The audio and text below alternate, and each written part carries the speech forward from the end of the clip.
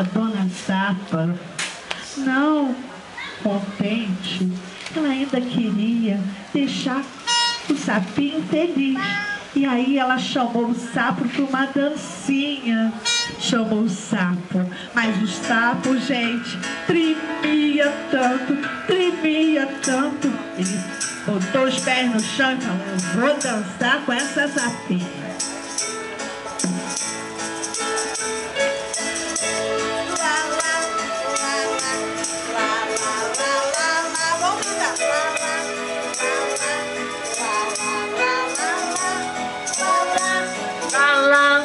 La